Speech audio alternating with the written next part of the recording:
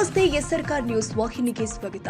ಬಿಜೆಪಿಯಿಂದ ಉಚ್ಚಾಟನೆಗೊಂಡಿರುವ ಶಾಸಕ ಬಸನಗೌಡ ಪಾಟೀಲ್ ಯತ್ನಾಳ್ ಹೊಸ ಪಕ್ಷ ಕಟ್ಟಿ ಪಕ್ಷ ಸಂಘಟನೆ ಮಾಡಲಿ ಅಂತ ಮಹಿಳಾ ಮತ್ತು ಮಕ್ಕಳ ಕಲ್ಯಾಣ ಇಲಾಖೆ ಸಚಿವೆ ಲಕ್ಷ್ಮಿ ಹೆಬ್ಬಾಳ್ಕರ್ ಹೇಳಿದ್ದಾರೆ.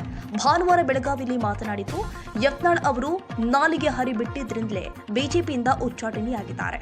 ಅವರು ಹೊಸ ಪಕ್ಷ ಕಟ್ಟಿ ಸಂಘಟನೆ ಮಾಡಲಿ, ಅವರಿಗೆ ಒಳ್ಳೆಯದಾಗಲಿ ಎಂದಿದ್ದಾರೆ. ಯತ್ನಾಳ್ ಅವರಿಗೆ ಅವ್ರ ಪಕ್ಷದಿಂದ ಉಚ್ಚಾಟನೆ ಎದಕ್ ಮಾಡಿದ್ರು? ನಾಲಿಗೆನ ಹರಿ ಬಿಡೋದ್ರ ಸಲುವಾಗಿ ಅವ್ರನ್ನ ಉಚ್ಚಾಟನೆ ಮಾಡಿದ್ರು. ಅವರು ಬಹಳಷ್ಟು ಗೌರವಾನ್ವಿತರು, ನಮ್ಮ ಸಮಾಜದ ಹಿರಿಯರು ಅಂತ ಹೇಳಿ ನಾವು ಕೂಡ ಅವ್ರಿಗೆ ನಮ್ಮ ಚೌಕಟ್ಟಿನಲ್ಲಿ ನಾವು ಇರ್ತೀವಿ. ಆದ್ರೆ ಅವ್ರು ಮಾತಾಡೋ ರೀತಿಯನ್ನ ನೋಡಿದ್ರೆ ಅವ್ರಿಗೆ ಎಲ್ಲೋ ಅವ್ರ ನಾಲ್ಗೆಗೆ ತಲೆಗೆ ಕನೆಕ್ಷನ್ ತಪ್ಪಿದೆ ಅಂತ ಅನ್ಸುತ್ತೆ.